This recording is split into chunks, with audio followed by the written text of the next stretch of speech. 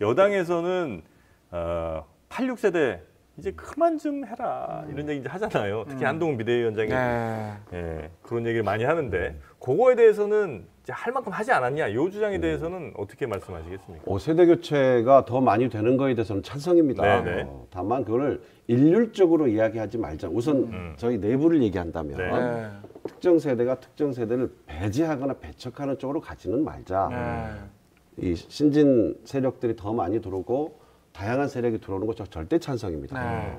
그 정도 말씀드리고 한동훈 위원장이 얘기하는 거는 제가 받아들일 수가 없고요. 그렇습니까? 지금 민주당 내에 뭐 586 하는 거는 이제 50대의 과거에 이제 민주화 운동을 경험한 뭐 이런 정도로 줄여 본다면 벌써 40년 전 얘기를 하는 거잖아요. 그 이후에 그 있다가 갑자기 온 게 아니고 굉장히 다양한 분야에서 자기 경험과 실력을 쌓아온 거잖아요. 기업에 갔다 오신 분, 전문 영역에 갔다 오신 분, 저처럼 또 이제 조금 더 전문적으로 정치를 한 사람들 다양하고 그 사람들이 이미 가지고 있는 다양한 국정 경험들이 있습니다. 그런데 아무렴 30몇 년 검사만 하다가 국정 운영 한 사람들보다야 낫겠죠. 그래도 국정 운영 경험을 쌓은 사람이 오히려 더 낫지 않겠냐. 저는 벌써 2000년 과거에 제가 민주화 운동한 거 맞고 운동권이라고 불러도 좋고 근데 저는 이미 2000년부터 여당의 일원으로서 다양한 국정 경험을 해왔단 말이에요. 교육, 경제 쪽, 외교 안보 쪽, 또 서울시에서 대통령실에서. 그런데 30년, 35년 검사만 하다가 국정 운영 맡은 사람보다 못하겠습니까? 그분들의 주장은 교육 수사하면 교육 전문가고 무슨 기업 수사하면 경제 전문가고 그런 소리를 어떻게 합니까? 나 두껍게. 적어도 이제 이른바 뭐 민주화 운동을 했던 그 뭐 공도 굉장히 그분이 그걸 부정하진 않더라고요. 그러니까 그런 것도 있어서 정치 충분히 했다. 오케이. 20년, 30년 만약에 했다면 그 정도 국민 선택 받고 해봤으면 이제는 차라리 그러면 그 후배들에게 좀 양보하는 정도를 해줘야지. 어떻게 20년, 30년 했는데 계속해서 더 하려고 하느냐. 뭘 할 게 더 남았겠느냐. 그러니까 적지 않은 분들이 이제 불출마 선언도 했고 또 이번에 이제 경선을 치르면서 또 그런 또 신진대사도 일어나겠죠. 또 저 같은 사람은 이미 12년에 한 번 반납했었어요. 저 같은 사람 좀 가점을 줘야 되는 거 아닙니까? 이미 기득권 내려놨다. 저는 공천을 받았다가 당에 한 번 반납했습니다. 그래서 저마다 다른 거다. 묶어서 프레임 씌우는 거는 나쁜 정치다.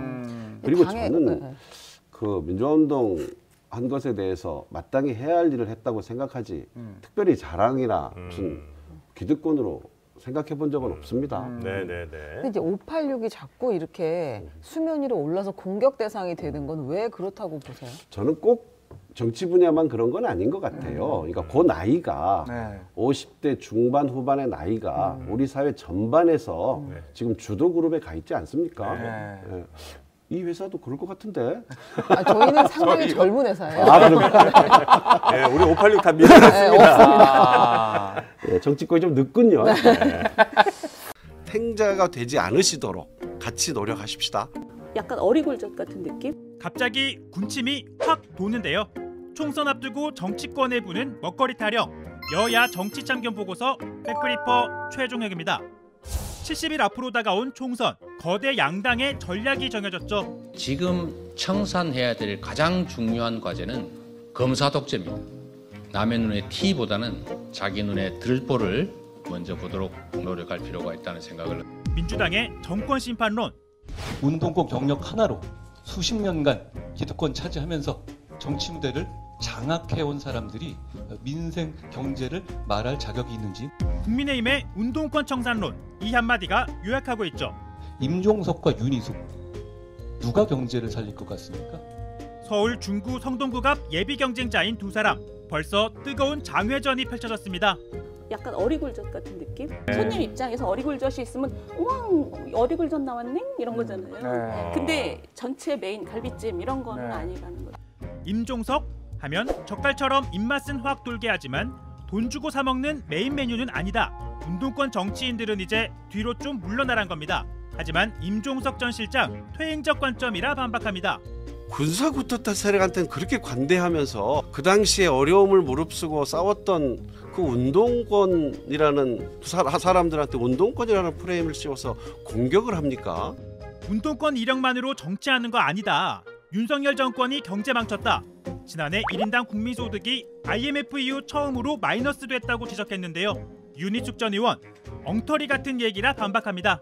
국민소득은 늘었는데 환율이 너무 많이 올라서 그거를 달러 기준으로 보면 준 것처럼 보인 거죠. 기본 데이터를 보는 능력이 없는 사람이 어떻게 대통령 비서실장을 했지?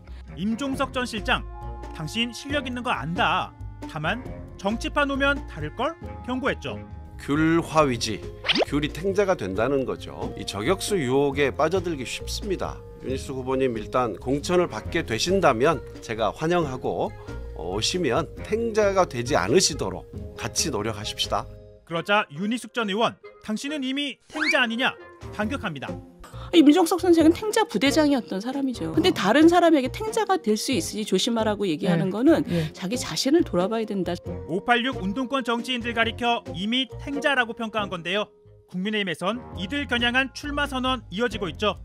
지난 20년 동안 구로울 주민들은 민주당이 주민들의 삶의 터전을 바꾸어 주기를 기대하고 구도를 지지하여 주었으나 바뀐 것이 없었습니다. 운동권 청산대 정권 심판으로 선거 치르겠다는 여야. 정작 국민이 원하는 시대 정신 생각해 보셨을까요? 올해 국회의원 연봉 300만 원 정도 오른 1억 5,700만 원입니다. 구속돼도 법안 심사 안 해도 수당, 활동비, 차량 기름값 등 매달 1,300만 원을 받습니다.